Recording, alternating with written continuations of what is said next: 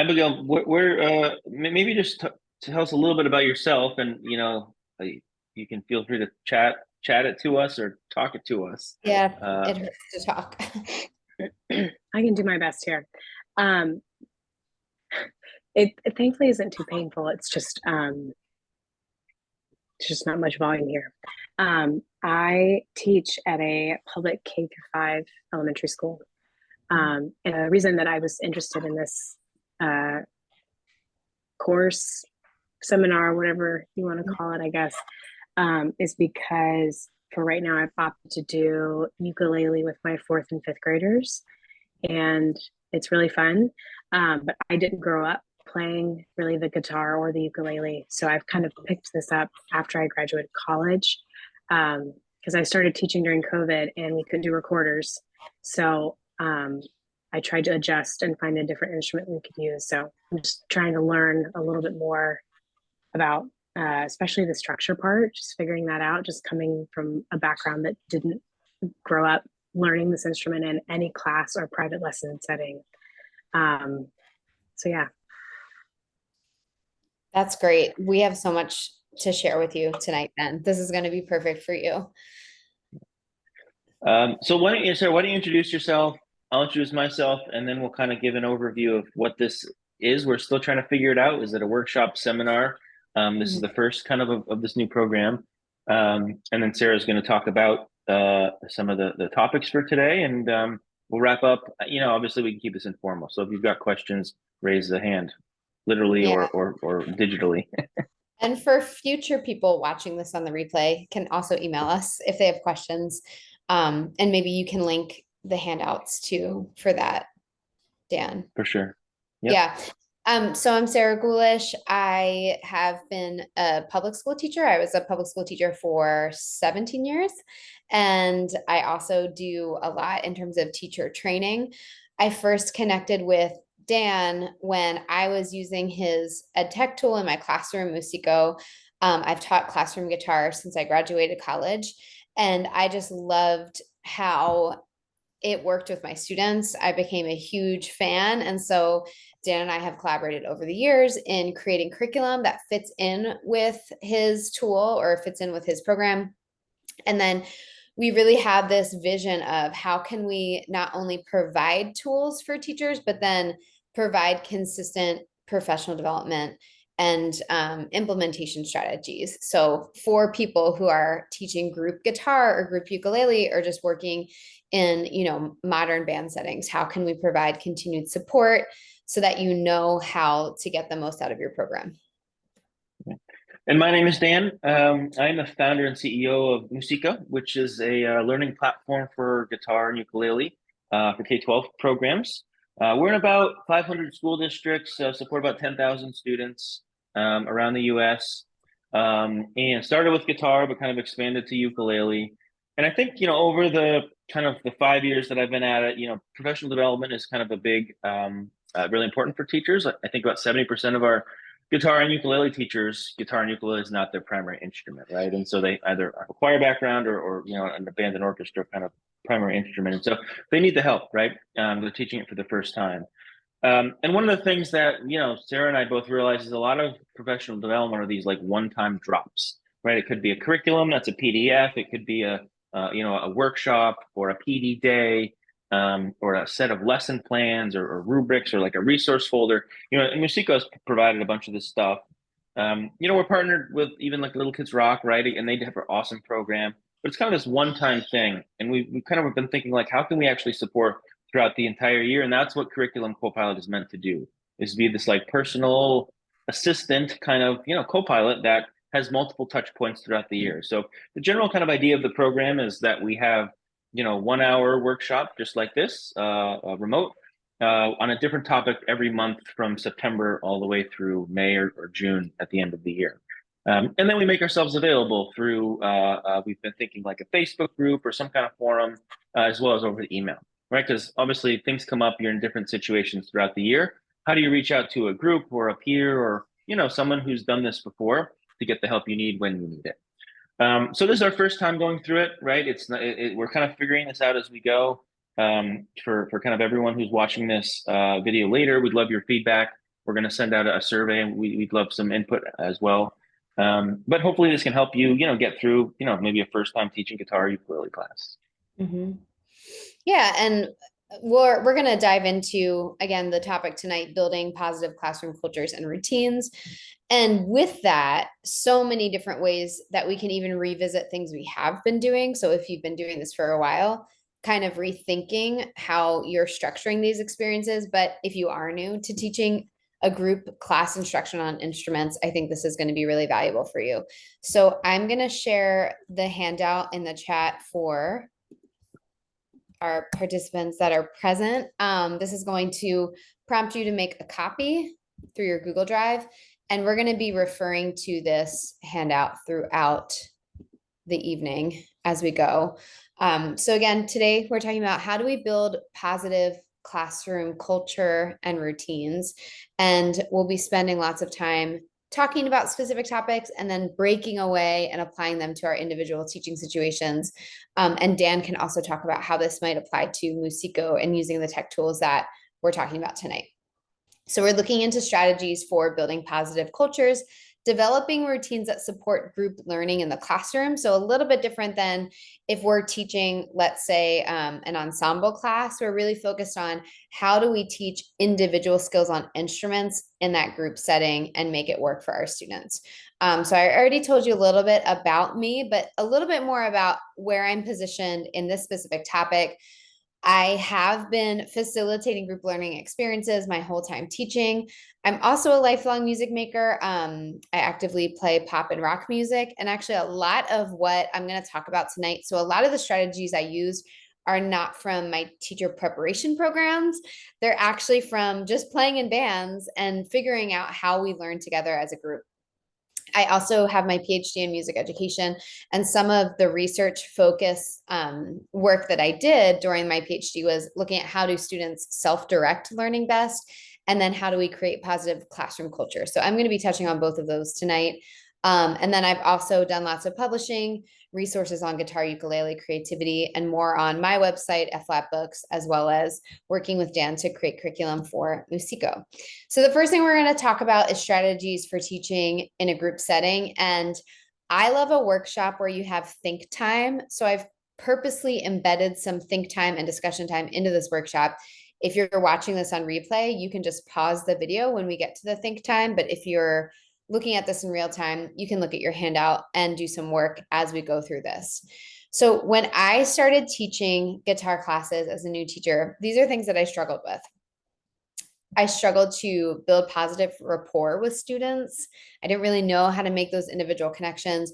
I struggled to know how to sequence group instruction while individualizing. So this is one issue that we tend to have where, we might have a few students who learn something really quickly while others struggle behind. So how do we accommodate for that?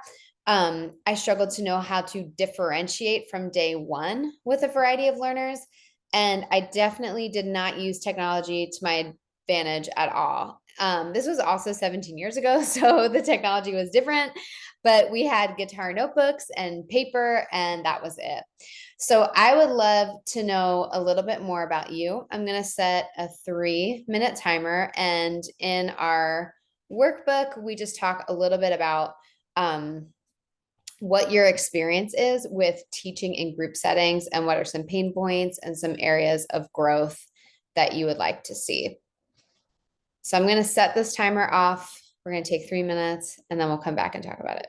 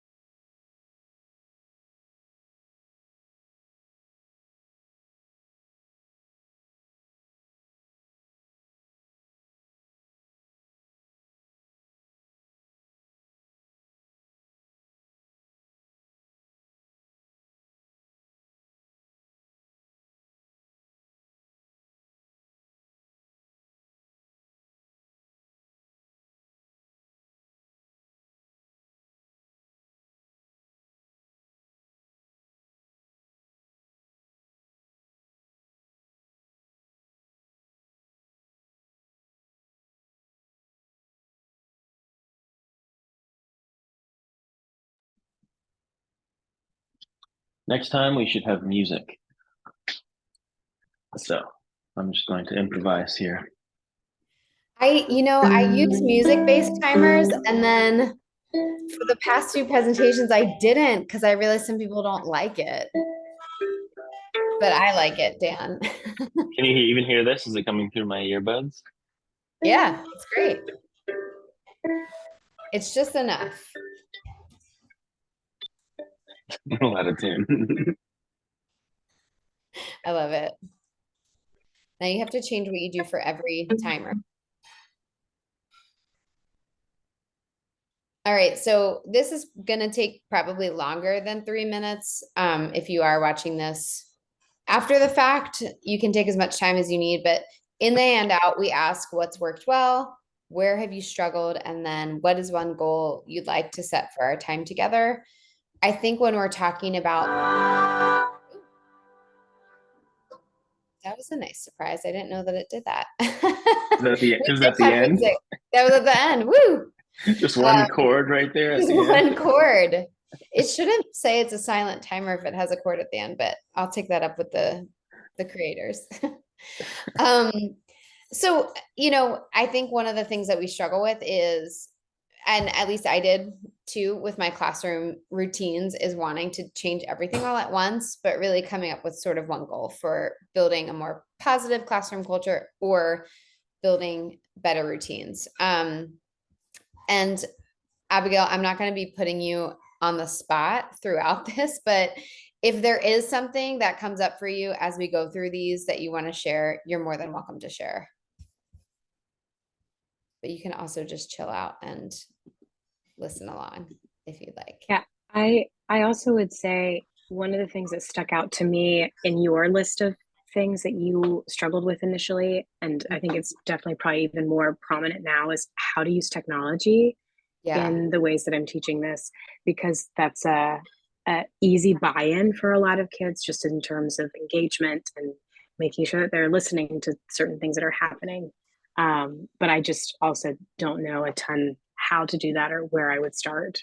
So that's one of the goals I have. I love that. Thanks for sharing that. I'll talk to you about how I used Musico, but really any tech tool that you use, we can talk about how to structure it so that students are engaged, but they can also self-direct their learning, because that's really, I think, the goal. And especially if you're working with, younger kiddos, they definitely have some digital autonomy just because they live in this world now, but you have to do that, upfront facilitation. So that's a great goal. We'll definitely talk about that. So here are some strategies for group learning that I want to talk about that have worked for me in terms of, again, we're talking about how do we build that positive classroom culture. So before we even figure out what our routines are going to be, how do we make sure that students feel comfortable, safe, and also brave, just learning an instrument, being beginners, and trying something new and sharing out with each other.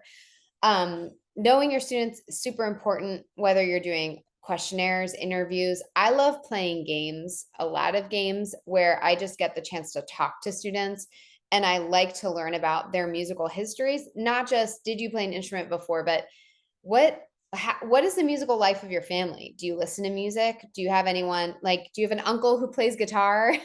A lot of people have uncles who play guitars. What is kind of embedded in you in terms of musical tradition that might influence your music preferences or how comfortable you are making music with me? I think that co-creating group norms is really helpful. Even just asking students, like, what should the expectation be when I'm introducing a new concept? Or what do we think the expectation should be about practicing independently? How much time do you want to spend doing that? And I think when students have a say from day one in how their learning will happen, they have greater buy-in. I like to use intentional and selective grouping. Here's what I mean by this.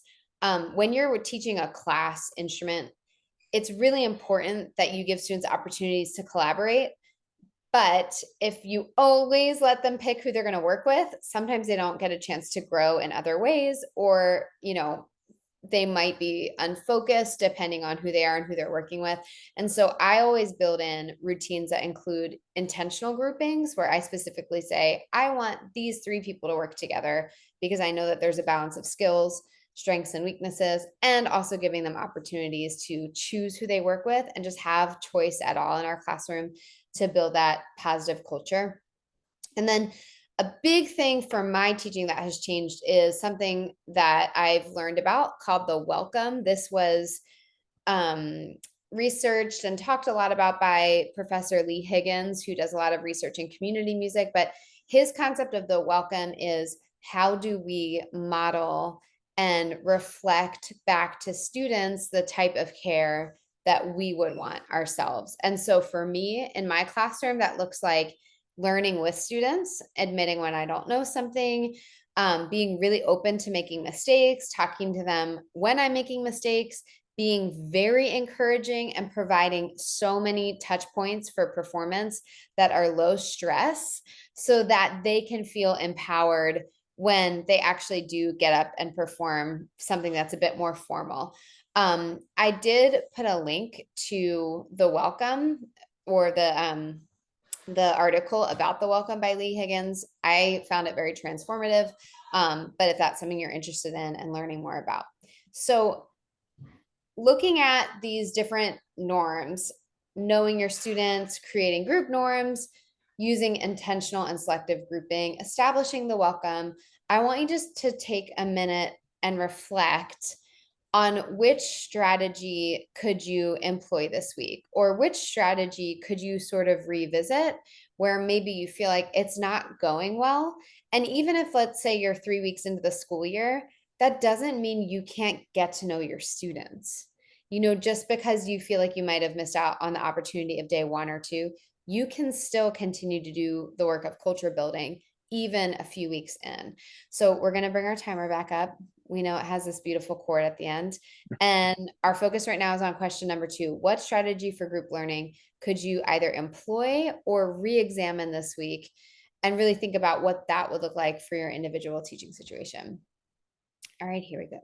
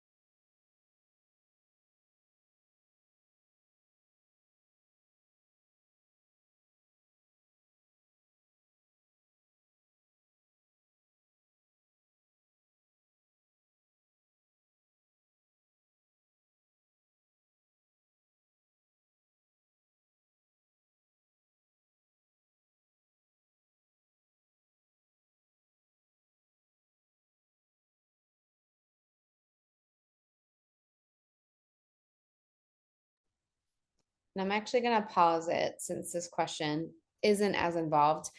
Dan, I'm curious, from your perspective or point of view, or just working with teachers, what teachers seem to struggle with the most when they come to you and they're going to be, using Musico. Yeah, I think one of the things that they're struggling with, but are what the reason why they're attracted to Musico is because the personal taste in music these days is so vast. With streaming services, you have access to every song ever made anywhere in the world, right? And so everyone has a different taste in music. I saw recently, like, there's, these genres now of music are super unique. I saw like folktronica was the genre, or cute rock, cute metal, right? And so, like, how do we teach a class of 30 people when everybody has a different taste in music? How do you engage them, right? And so I think asking them, what are you interested in getting to know your students? Because there will be some patterns and some groupings. And you're definitely going to learn something as a teacher for sure. Yeah. But it's not, and I think a lot of teachers are getting nervous because they're like, oh, it's a lot of the hip hop and rap stuff, right? And I'm just not comfortable with that. But you'd be surprised. It's not all that. That's certainly a big part of it. But a lot of it, kids know the Beatles, kids know some of this old stuff. And especially with TikTok, where these remixes are becoming more popular. Last year, or maybe it was 2021, the most popular song on Musica was Put Your Head on My Shoulders by Paul Anka, 1950s hit, because it was a big TikTok hit. And so people, students, Gen Zers were seeing it on TikTok and wanting to play it. And so Yeah. these kind of really oldies are coming back because of social media. Uh, and I would say, depending on kind of the culture of your community, world music is now accessible to students as well, right? And so students are interested in Mexican pop, in Korean pop, J-pop, Japanese pop. And so, and even in the unique languages, and that's something that we've really tried to support because of this diverse taste in music. Abigail, even at kind of a younger level, right? Disney is obviously really popular, but younger kids know the Beatles as well, right? Because their parents listen to it. And so I would say, like, get to know what your students like. You're certainly going to learn something, but then that'll be a kind of an insight you have for the rest of the year to help engage. Yeah. Knowing musical preferences, I think, is huge, and being able to use them in the classroom. And we'll talk a little bit about how I fold that into my classroom routines. But it's so true.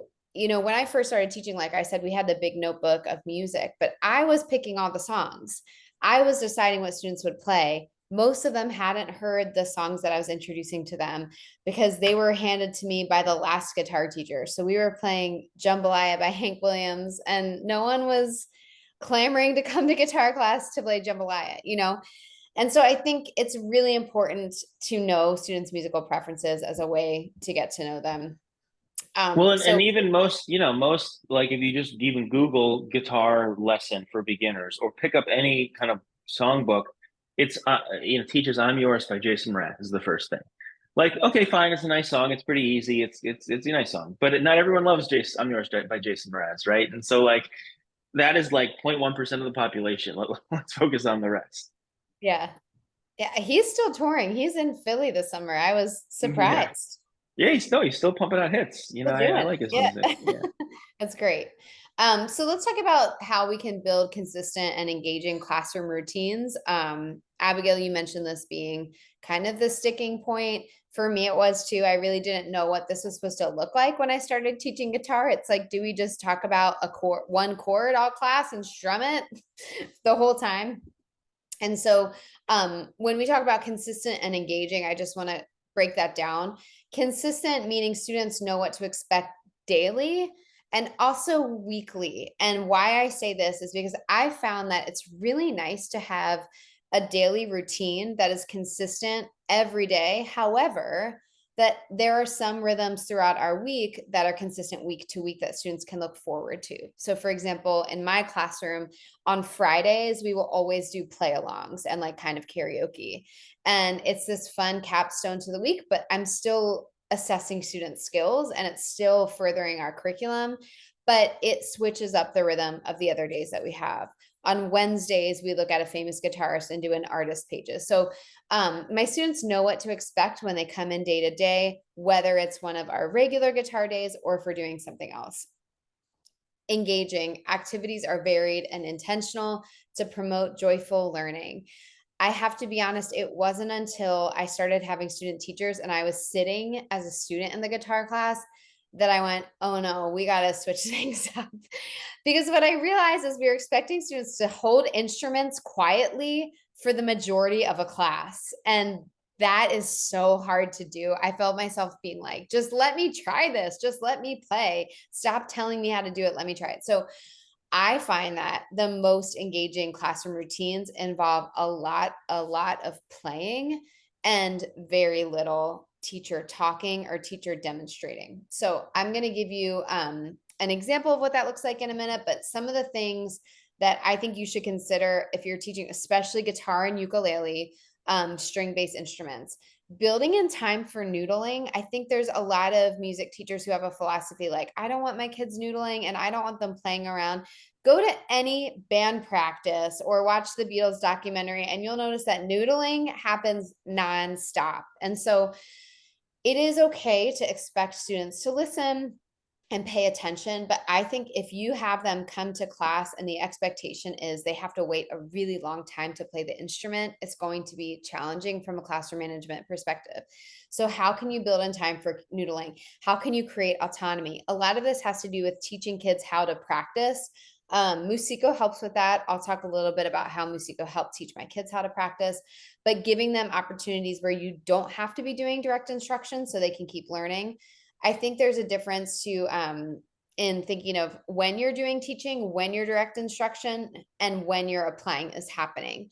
And so ideally, you want to keep both of these short so students never get disengaged.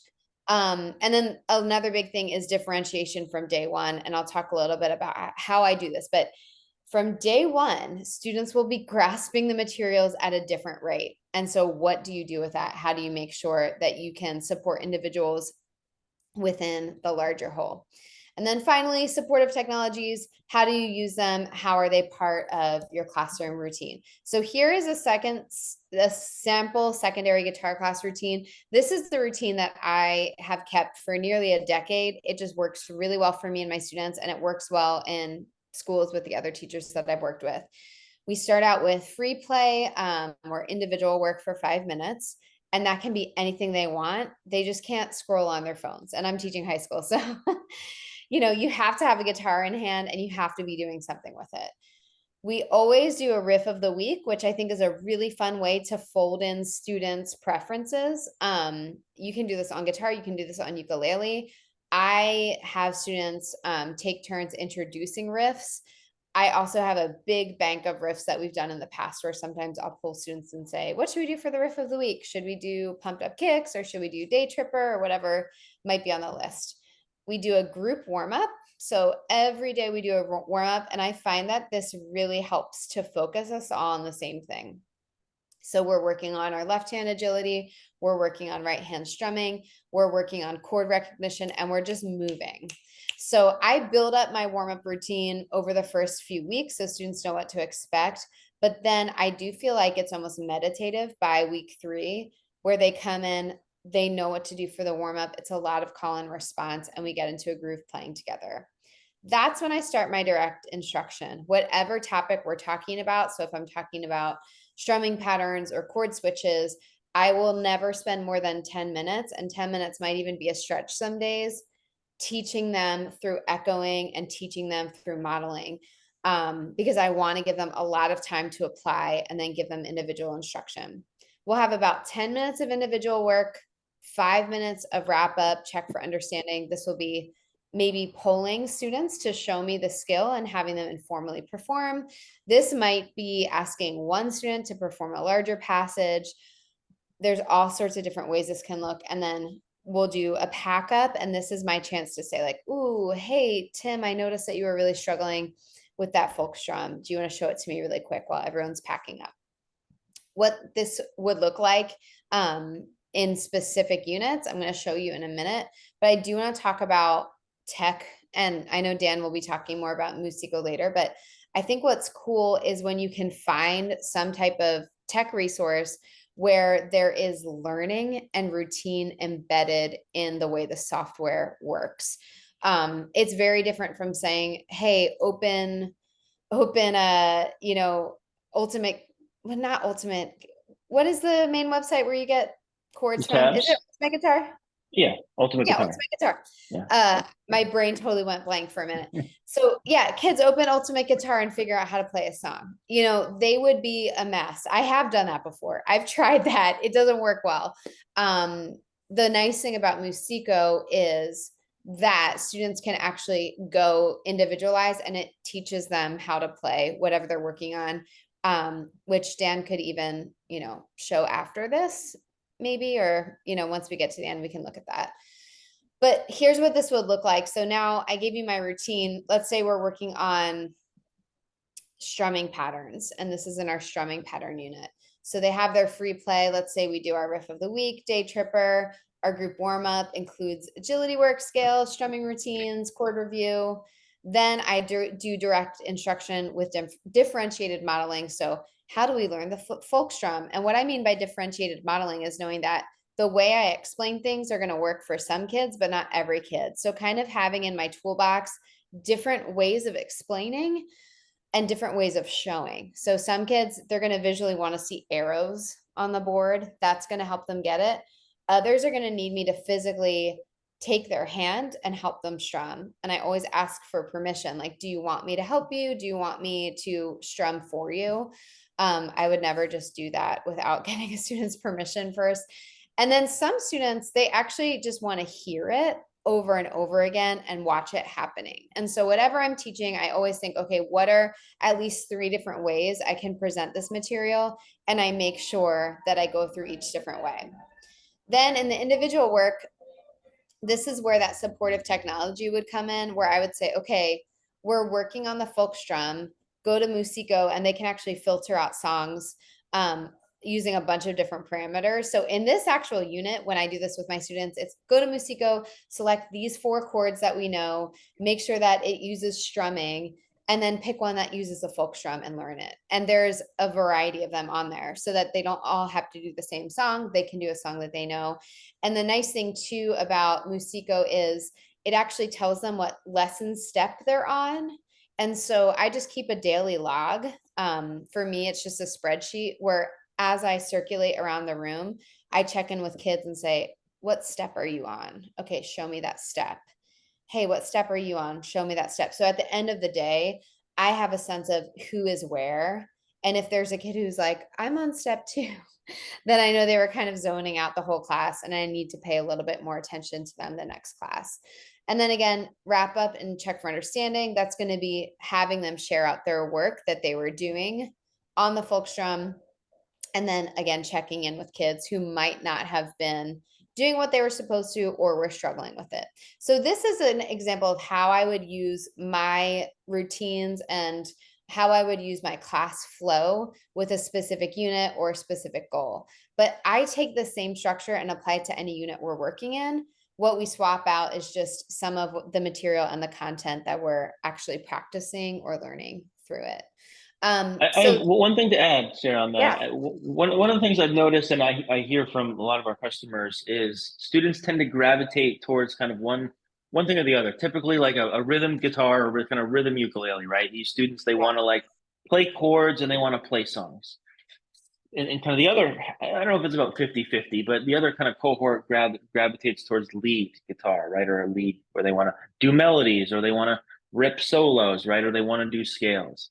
And I think what you had there, like, is every week or even every day, you're making sure that you offer instruction for both and a chance for both. Like for me personally, I'm definitely more like I want to put together chords and play songs and write songs. I'm not a lead guitarist. I can do scales, but like that's just not personally what I'm interested in. And I think it's really good to normalize that. I think a lot of times in music class, I talk to so many people who have felt burned by music education and who felt like because they didn't like this one thing, they had to quit or they didn't have space for them. And I think sometimes we do a bad job saying there, just because you don't like this one aspect of music making doesn't mean you shouldn't play the guitar. Maybe you'd like, or you can't be a musician. Yeah, exactly. And every unit in my beginning class touches on a different style of playing once they get their basic skills. So we do power chords, we do finger picking. And every time we try something new, I always say to my students, self-assess and see if you enjoy this. Because if you're like, wow, power chords give me life, then you know what you're doing for your final project. And I kind of build them up to that, where like, you need to be playing in an amp and I'm going to get you the electric guitar. Or if a kid is like, finger picking is life, then I say, great, let's find a way to incorporate finger picking into everything else that we do. And so I love that you're sharing that, Dan, because I think sometimes we lose students when it's all strumming is all we do for 2 months, or we're only playing melodies for 2 months. And that can be Or we're only really, doing scales. We start with yes. scales, right? Yeah.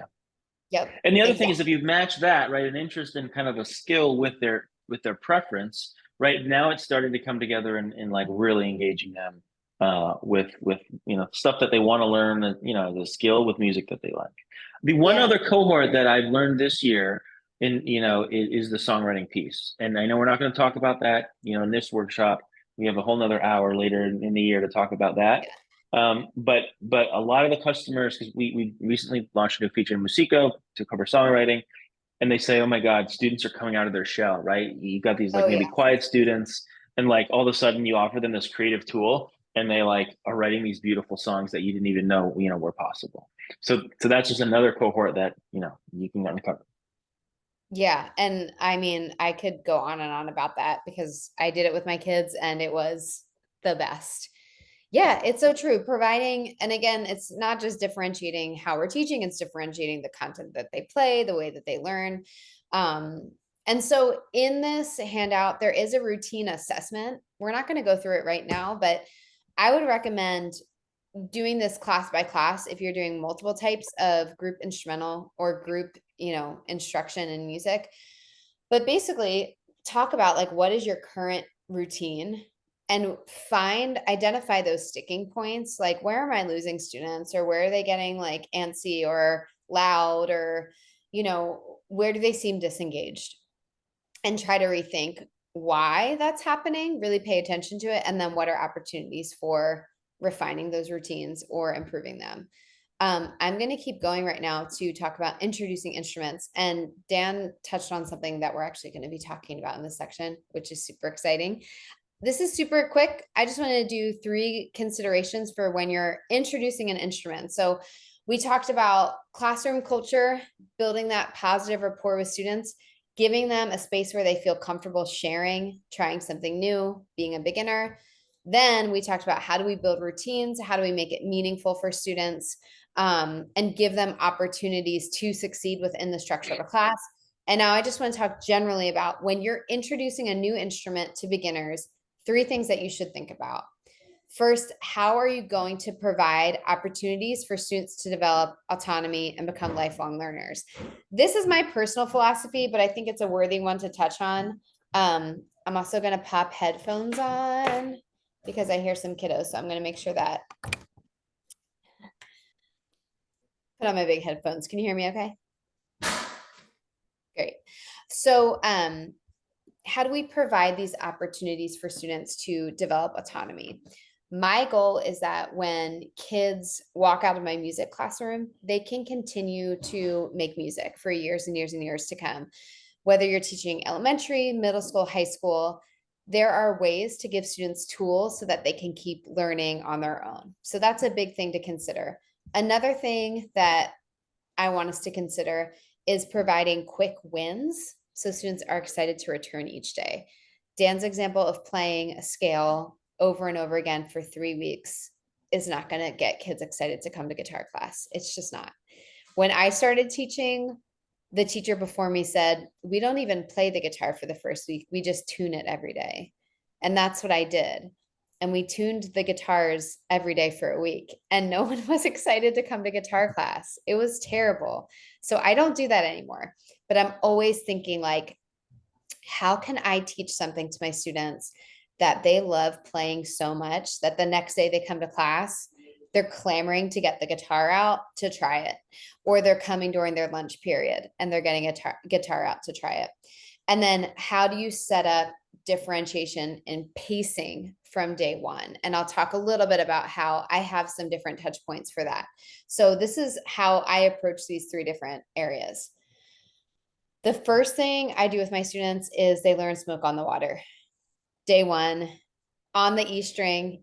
I also did this on ukulele too. Smoke on the Water. I teach it to them. They all know the melody. I don't know why we still know this melody. like what video it was in, but everyone knows Smoke on the Water, and they feel really cool that they can play it. I also play drums with them, just a simple beat like bass, snare, bass, snare. And I can tell in their eyes that they walk into class feeling like normal kids and they leave feeling like rock stars. They're just like, yeah, I can play this riff. I can do this. So before I talk about the parts of the guitar or the strings or anything, I just get them playing and I get them winning and feeling like they can succeed. I take this philosophy into every class that I have. So it's really helpful to think about, like, when you're teaching a new concept, what are quick wins? A quick win for teaching the folk strum might be just teaching the front half of it and getting everyone to do it successfully, right? And then we think about sort of the longer or stretch goals. How do you set up differentiation and pacing from day one? For me, I really explicitly talk about different levels of group playing, and I put this on my board. So here's where I find I lose the most students. When we're working on a skill, so again, let's say we're working on the folk strum and we're playing, I don't know, I'm trying to think of a song that most kids like to use, that use the folk strum. Let's say we're playing Little Talks. That was the song that we used to use with the folk strum. And my advanced players, they're doing great. But then I have kids who can't execute yet. And what tends to happen in those group settings is they get demoralized and they just stop playing altogether. And so, how do I provide opportunities where students can be at different levels, but they can still get that experience of jamming with a group or playing with a group?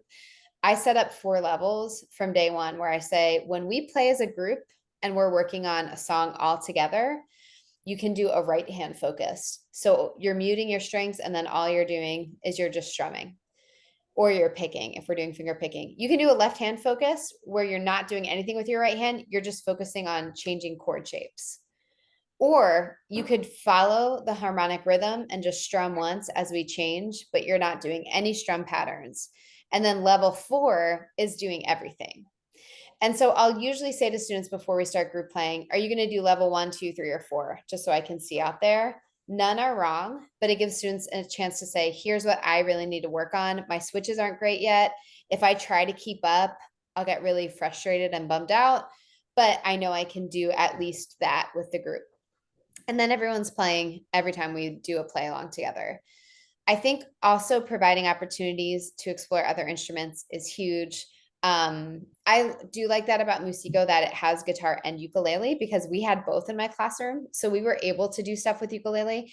I also was able to teach students bass lines on their instruments and then simple drum beats, just using their body even, so that they could have that ensemble experience where I would group them in groups of 3 or 4 and say, okay, we're going to have guitar, ukulele, bass, and drums. And now you're going to play the song that you selected together and figure out your different parts. I really feel like this helps with that lifelong learning piece, because they're learning how to play in a group. And if they ever leave my class and decide that they keep wanting to play, they know how to access that group collaborative experience because they've done it before. In the handout, I gave a few questions that you can also work through as you continue to think about these concepts. But first, just how do you use quick wins in your classroom? What systems can you develop to differentiate group playing? It might be different than mine, but it's something important to think about from day one so that you're not losing students if they fall behind. And then how can you bring in other skills to develop student autonomy? It might not be learning bass and drums for you. It might be something completely different. It might be songwriting, like Dan was talking about. It really depends on your population, but I want you to at least be able to reflect on that. I'm going to get out of my screen sharing for now, because I think it would be a good time just to chat a little bit about the things that I shared. And then also, Dan, to give you a chance to talk a little bit about Musico, or show how it works. Yeah, that sounds good. My son is screaming in the background. Hopefully you can't hear him. We have some screams. That's why. Yeah. Yeah, it's bedtime. That's what it is with toddlers. Yeah. I will quickly do a demo. I know we're kind of coming up on the hour. I want to make sure we end there. Sarah, do you have anything else to cover? I think, nope, that's it for me. I think also in the handout, I did link the curriculum that we worked on together that has some of these sample classroom routines and all of the units along with resources for those units in there. If you are watching this and you're looking for a structure and you would love to say, like, let me just use this structure in my classroom, we have it all laid out in the Musico curriculum. Got it. So it takes about 20 minutes to do a full demo of the platform. I'm not going to do that here because we don't have enough time. One of the things I wanted to point out, though, is, easy songs, right? Even 2-chord songs on guitar, we have a number of them here. So just learning a chord transition, you can already play music, right? And so even if it's like the first level of just like one strum and then change the chord, even if it's extremely slow, you can still play a song and students can sing it in their head and they can feel like they're playing music, right? It's kind of the smoke on the water example for kind of a chord progression or a strumming. So, we've got 400 songs on the platform from the 1950s all the way through today in a variety of genres and languages. So there's definitely something that every student is going to enjoy here.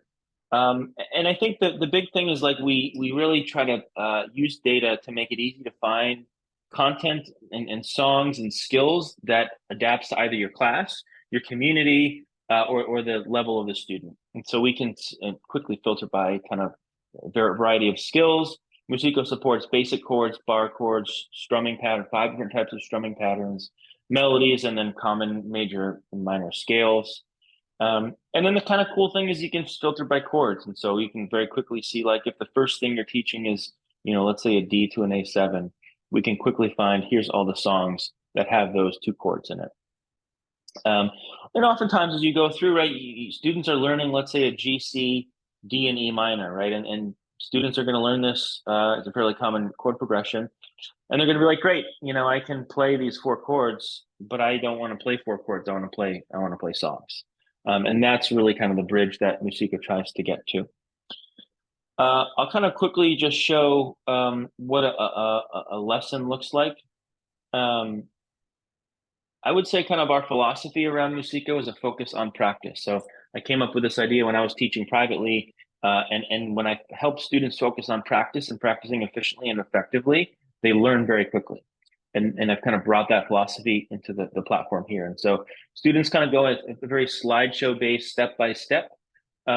Students that know this stuff can move forward faster. Students that are complete beginners can take their time and move forward. We have the visuals, like you were talking about, Sarah. We have audio files for every single slide. So students can hear it, they can see it. And so we get that kind of like multimodal teaching elements. And they go step by step, right? And so again, the other thing that you often learn when you teach is students want to move quickly. You learn 2 chords and they want to just go on to the next one, right? But in order to kind of play the guitar, you've got to learn how to transition between the chords smoothly. If you're doing strumming patterns, you're doing 2 things with 2 different hands. So you've got to really practice in a sequential way, because if you take a step too far, you're going to get discouraged, then you're going to get frustrated, and then you're not going to like music anymore. And we try to get to how can we play a song that you love and with your friends first before we get to that part of discouragement, because ultimately, playing music and learning an instrument is difficult. Just for you, Abigail, and everybody else, watching this later, we support guitar and ukulele. So in a very similar type of fashion, here's the ukulele lesson. Just different visual assets, the chord diagrams and finger position, and of course, the audio files. So you can sign up for a free account and go kind of play around. We've got a ton of features. We've been at this a while, but ultimately, like, students want to play songs. And so here are our song sheets. Very similar to Ultimate Guitar, but they are accurate, which you often won't find in Ultimate Guitar. And then we make them super clean and colorful. I think one of the other things that students struggle with when they're learning is like, when do I actually transition between the chords when I'm playing a song? And it's really interesting because, like, internally, students know this stuff. They've been singing this song 1,000 times with their friends, or their family. How do they translate that into the motor movements of playing an instrument? We color code. So, when I find myself in times of trouble, Mother Mary comes to me, right? The transitions are very visual, and then they can align that with what they're hearing orally. So yeah, I feel like that aspect was so helpful for my students, the color coding and then seeing the shape as a quick reference. Yeah. And also when they practice, they really follow the instructions. They will do it 20 times and then they will take a 1-minute break. And if I say, hey, what are you doing? Are you playing right now? They're like, no, I'm on my break. I'm like, okay. Yeah. And it's funny. So other teachers have said the same thing. They're like, they will listen to this program more than they listen to me. If I like move on, they're like, Miss So-and-so, I'm not done yet. I need to finish my practicing. So Yeah. just putting it on the screen, kids will follow along.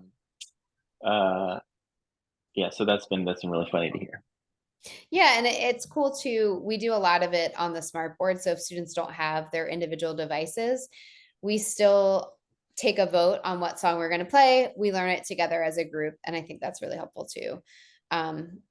If you're not working with kids who have devices or who are one-to-one. Yep. Another interesting piece is we have, for La Bamba here, like we have two lessons. So this is a rhythm lesson and this is a melody lesson. And so you can actually have one student learn the chords and the chord progressions and another student learn the melody and then put them together as a duet. And I think that's, obviously music is very collaborative. And so part of kind of our mission at Musico has been helping students learn individual pieces, but then supporting a duet or an ensemble with groups. So that was a very quick demo. But if you're interested, you can just go to my.musico.com and sign up for a free account, play around. We have teacher accounts to just get access to use in the classroom, full access to all the content in the catalogs here. And then we have class accounts where students get access and we actually track their skills. There's a bunch of teacher features like practice time tracking, skill tracking, video recording, and assessment features. So if you're interested, check it out. And if you have any questions, you can always just email help@musico.com, and happy to help and support.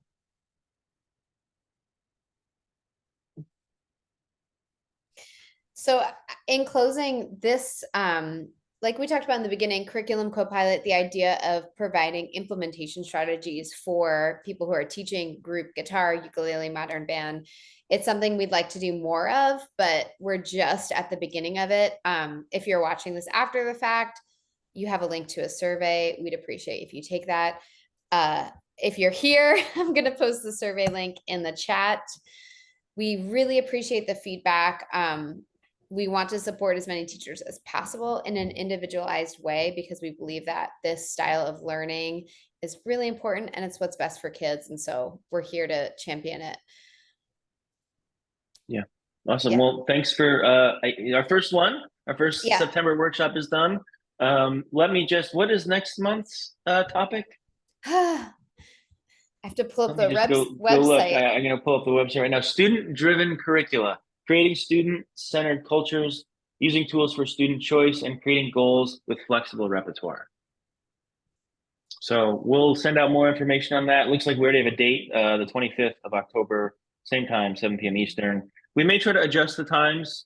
We know there's people, across the country in different time zones, so we're going to experiment with that as well. But if you have any other feedback, we'd love to hear it.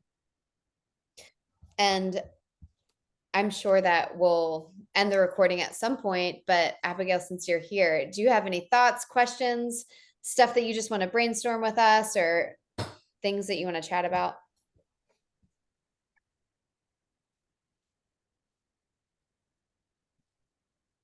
Oh, I think you're frozen, Abigail. I love the idea of wins, thinking about that both as a motivation for the kids. Oh, wait, can you hear me now? Yeah. Yes. Yeah. I was saying, I love the idea of quick wins and thinking about how that's not only motivational for the kids, but also it's really helpful for me as the instructor to really concretely see like they're getting this thing. I think I froze again. We can hear you. Oh, sorry. Did you hear it all what I said before? Yeah. We did. Yeah.